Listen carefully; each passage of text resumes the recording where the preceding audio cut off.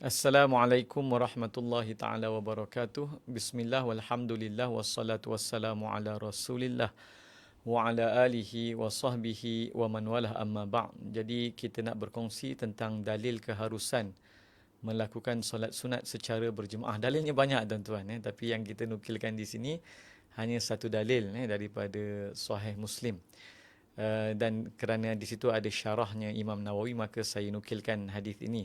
Sebenarnya dalilnya banyak, kerana mungkin di sana masih lagi ada orang yang dulunya membida'ahkan solat qiyamul lail yang dilakukan di masjid-masjid secara berjemaah, bahkan ada yang membida'ahkan solat hajat secara berjemaah dan sebagainya, dengan alasan pelbagai, kononnya Nabi tak buat dan sebagainya. Tapi itu semua adalah kejahilan tuan-tuan yang dimuliakan oleh Allah Subhanahu Wa Taala. Maka pada malam 10 akhir Ramadan ni banyaklah masjid-masjid yang melakukan qiyamul lail secara berjemaah. Maka kita nukilkan kalam para ulama, hukumnya adalah harus dan tidak ada unsur makruh pun.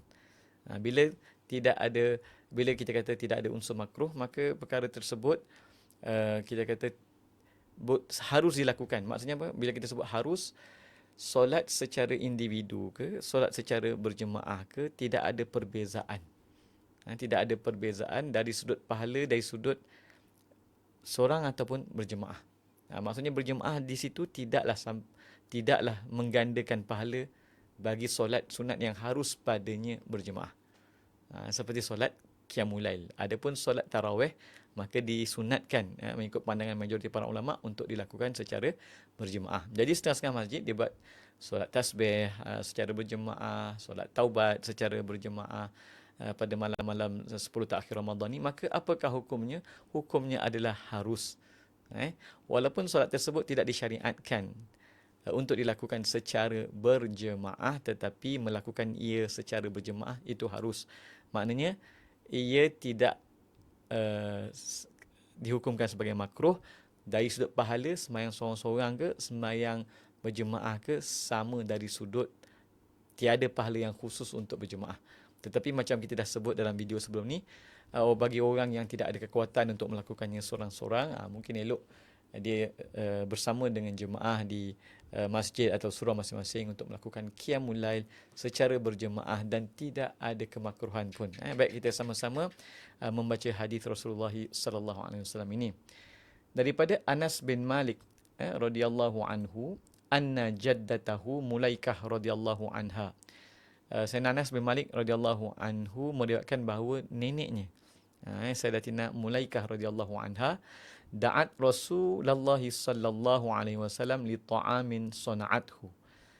Dia menjemput Rasulullah SAW untuk makan, makanan yang dia dah masak lah, yang dia dah buat. Okey, fa'akala minhu. Jadi Rasulullah sallallahu alaihi wasallam pun datang dan makan. Dan setelah Rasulullah SAW makan, thumma qala qumu fa usalli lakum. Qumu fa usalli lakum. Bangunlah, aku nak jadi sembahyangkan bagi kamu. Maksudnya aku nak jadi imam bagi kalian dalam solat sunat. Okey. Maka kata Sayyidina Anas bin Malik, faqumtu ila hasirin lana. Maka aku pun bangun mendapatkan satu tikar daun kering lah, yang dibuat daripada daun kering. Okey, ataupun pohon kering. Qad iswadda min tuli ma lubis, yang telah kehitaman sebab dah lama sangat tak digunakan.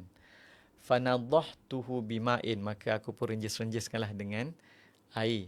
Faqama alaihi Rasulullah sallallahu alaihi wasallam wa saffaftu ana wal yatimu wara'ahu. Jadi Rasulullah SAW bangun jadi imam kat depan, dan aku, kata Sayyidina Anas bin Malik, dan al-yatim. Dan al-yatim di situ, merujuk kepada Sayyidina Damrah atau Dumairah bin Sa'ad al-Himyari, yang masih lagi seorang kanak-kanak yang mumayyiz.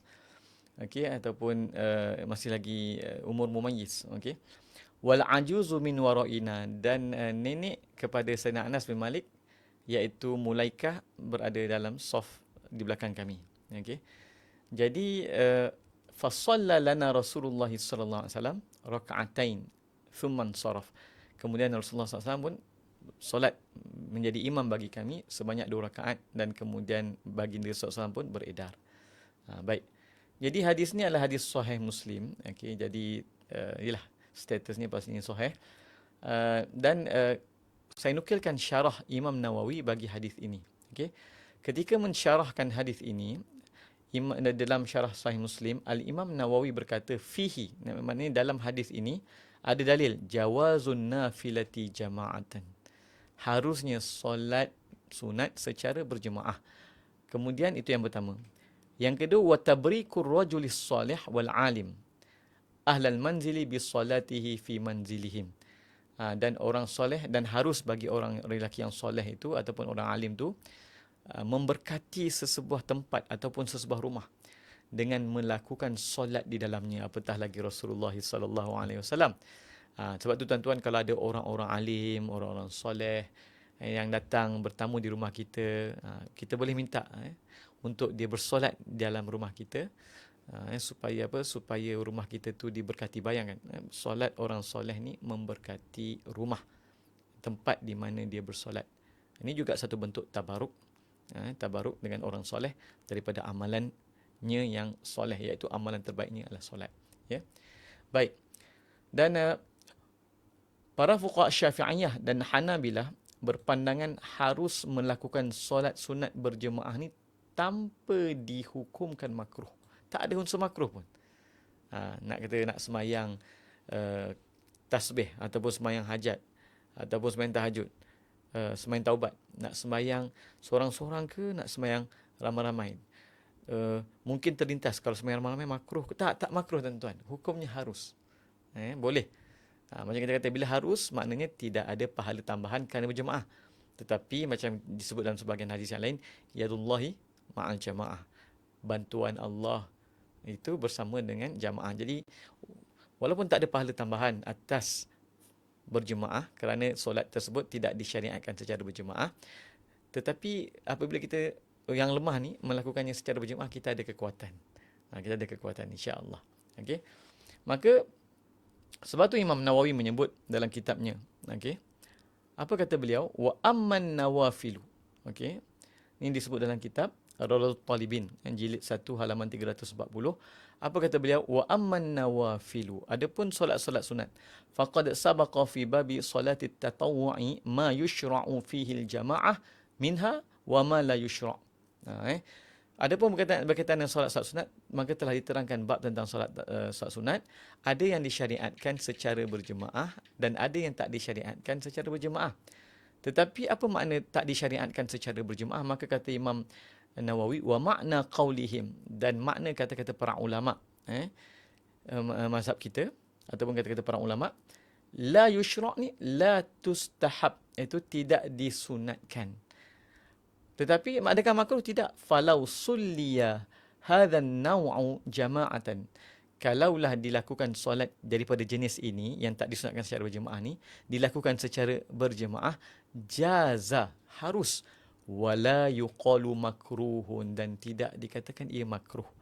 Maksudnya, saya ulang balik, bila dikatakan harus itu, maksudnya apa? Maksudnya solat seorang-seorang ke, solat berjemaah ke, pahalanya sama. Tiada pahala tambahan atas berjemaah. Tetapi tak makruh. Kerana apa? Faqad tadhaharat al-ahaditsus sahihatu ala dhalik. Kerana telah begitu banyak hadis-hadis sahih yang menerangkan tentang Rasulullah sallallahu alaihi wasallam pernah bersembahyang dengan para sahabat solat sunat, secara berjemaah hatta solat malam. Baik, semoga bermanfaat. Wabillahi taufiq wal hidayah. Wassalamualaikum warahmatullahi taala wabarakatuh.